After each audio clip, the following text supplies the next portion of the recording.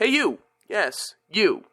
Are you and your friends stuck in the limbo of playing PvP games like League of Legends, CSGO,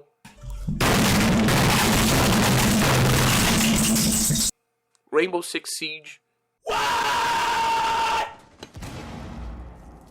What the fluff? or Fortnite?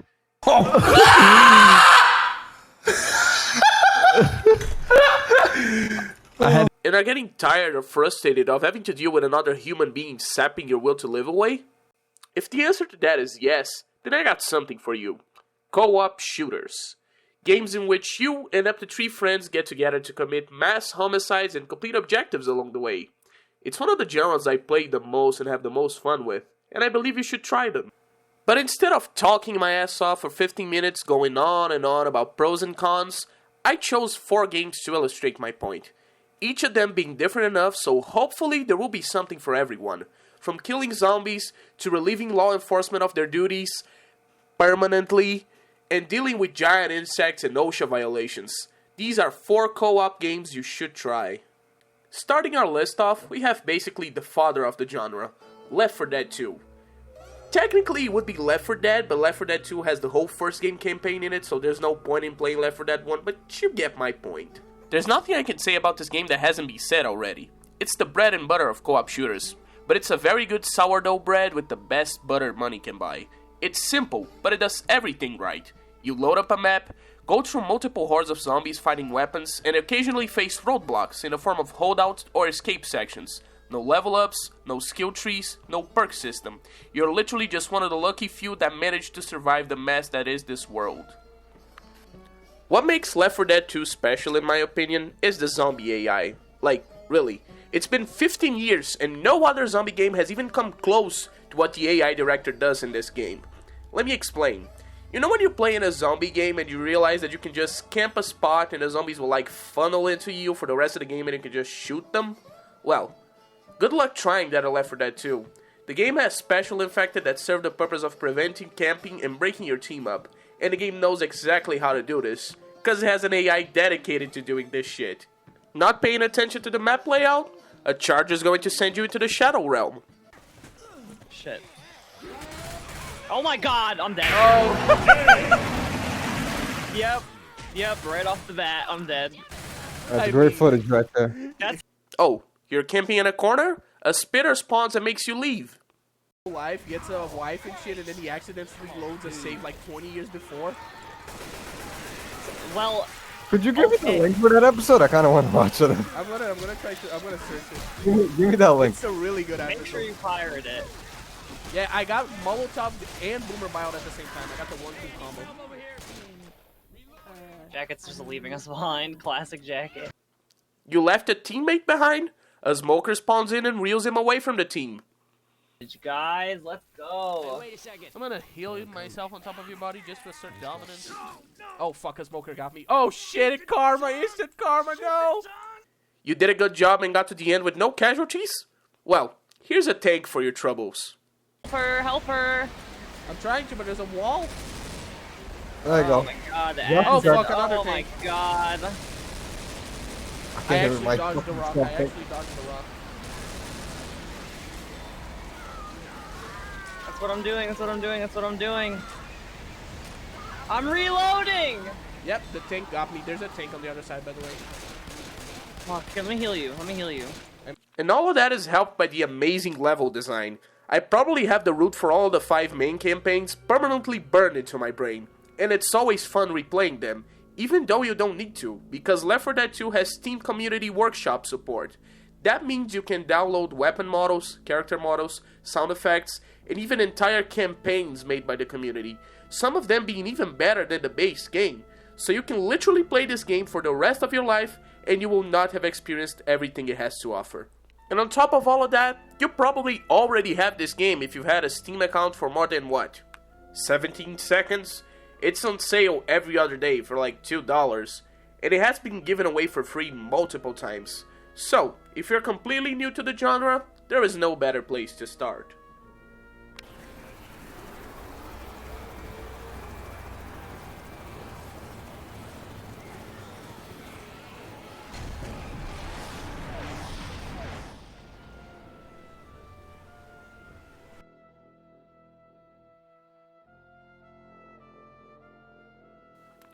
Shifting away from planet Earth for a bit, we go to Hoxus 4, the place in which Deep Rock Galactic takes place.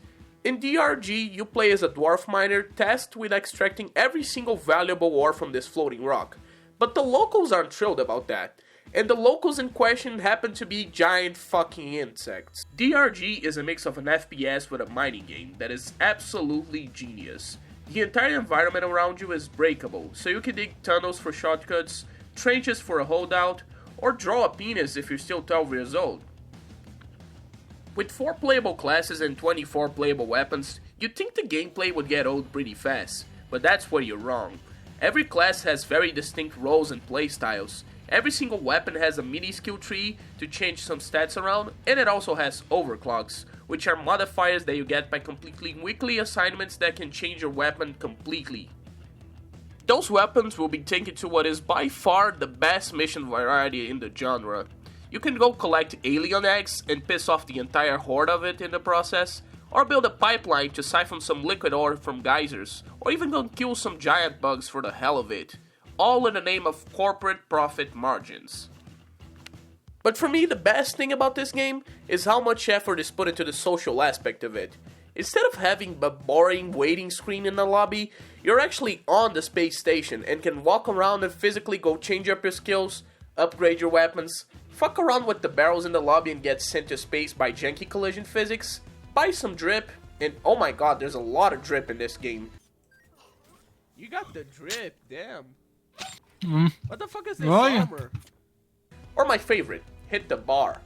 The bar in Deep Rock Galactic has more personality than most games released after 2018.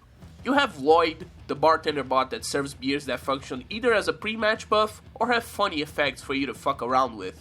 The dance floor, in which you can embarrass yourself virtually with your dance moves, and the barrel kicking game, which has stolen more time from me than I would like to admit. And eventually, when you and your friends are ready to start the mission, you don't just press a button to tell you're ready, you enter the drop pod and take your seat. It oozes charm and personality from every single pixel. But once you're in the mission, it's time to stop fucking around. Well, unless you find a gold nugget. We're rich! We're rich! We're rockin'! We're rich! We're rich! We're rich! We're rich! We're rich! We're rich!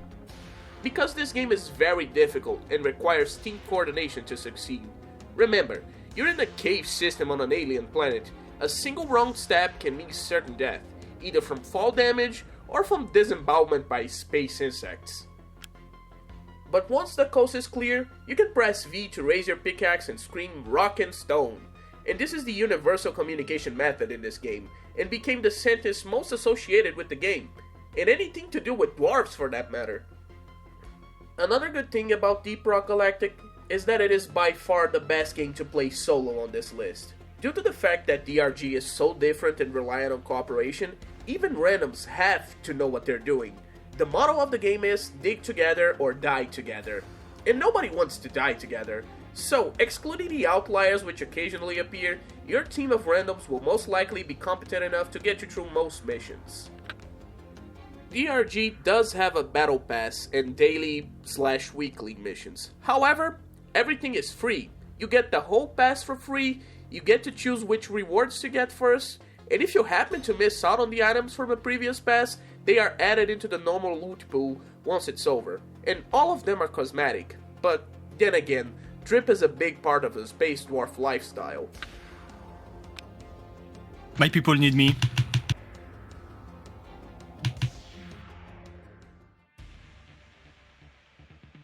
Back to Earth, but now instead of zombies, we're putting bullets into the police department in Payday II.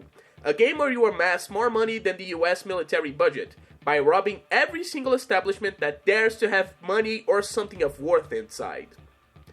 Theoretically, there are two ways of playing the game, either stealth or assault, but the fun really lies in seeing which member of the friend group can stack more life sentences in a single match, shooting and bashing your way across many different law enforcement units. The thing that keeps bringing me back to Payday 2 is the sheer amount of player expression in it. You have a character you can choose, which will affect your appearance, personality, and voice lines. You have hundreds of masks, which are all customizable, a lot of outfits, and that's just the cosmetic side of it. For gameplay, you can choose a primary and a secondary weapon. from the few hundreds of them available, and all of them are heavily customizable by attachments and paint jobs. You also get a melee weapon, a throwable weapon, up to 2 deployable items. You choose a perk deck, which are basically classes, and there are 22 of them. And finally, you have a skill tree with 90 different skills.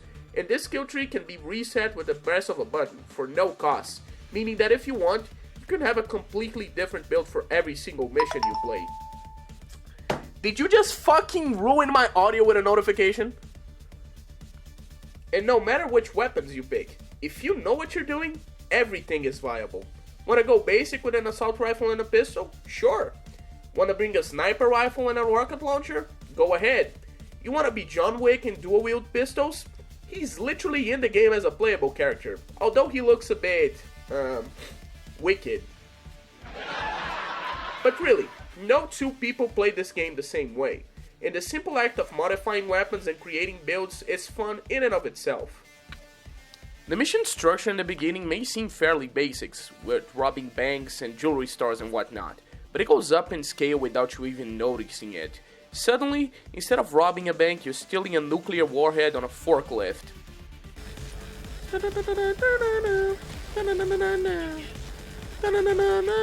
Fuck Scarface.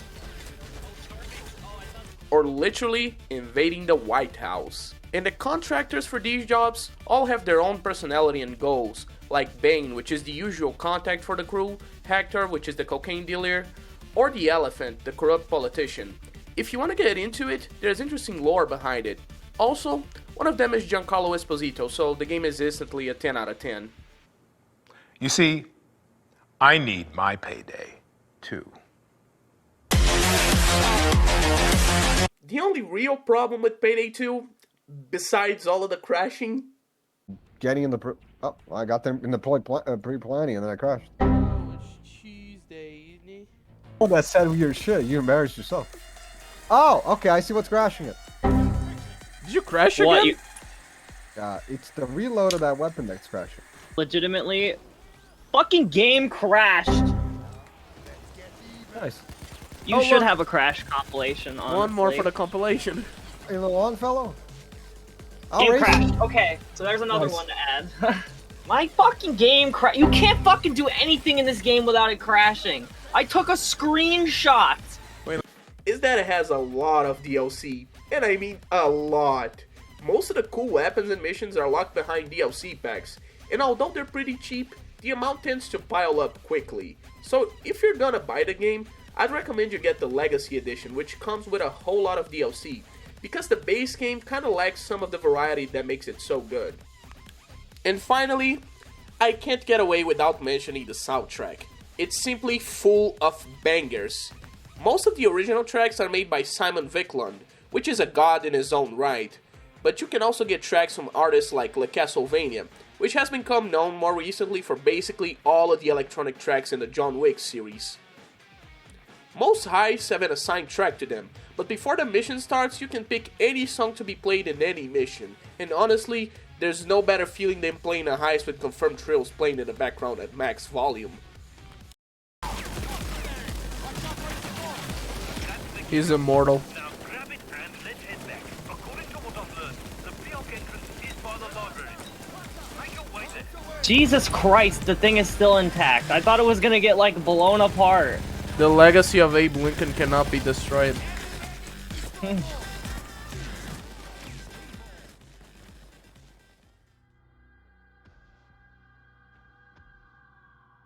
For the final game, we're going to the oh-so-famous COD franchise with Call of Duty's Extinction mode from Ghosts. Bet you didn't see that one coming.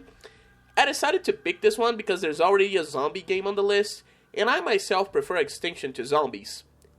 You can start booing and throwing rocks now. I would explain why that is, but that's not the point of the video. So I'm just gonna flash it on the screen for a second and you can pause if you're interested in my opinion.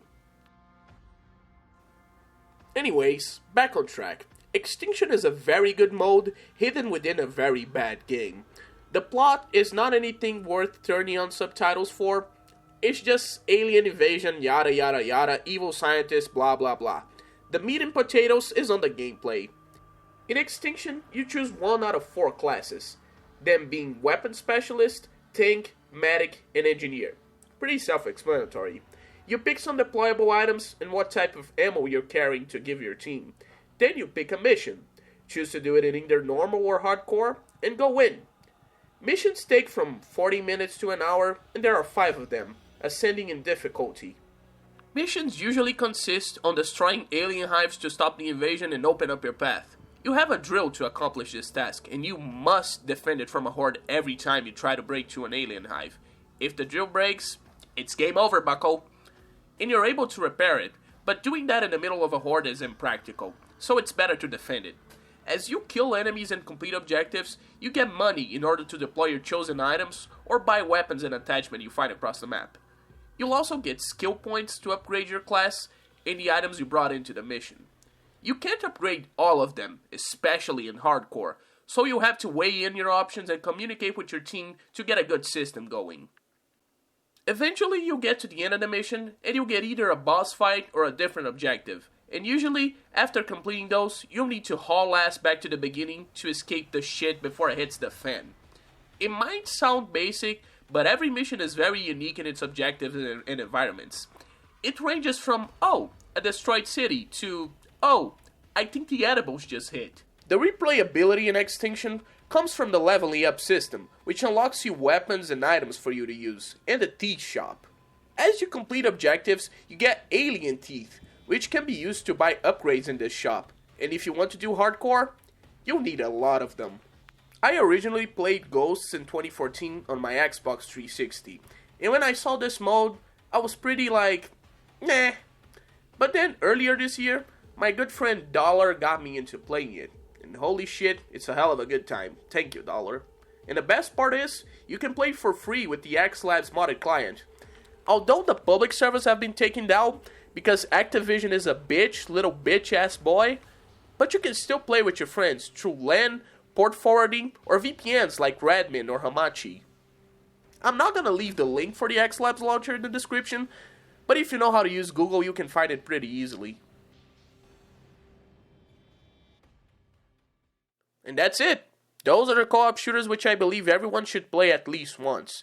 I can almost guarantee one of them will tickle your fancy in some way or another, and probably get you out of the endless suffering that is grinding PvP games. Well, at least until you get that itch for suffering again. Murky water, more like murky pussy.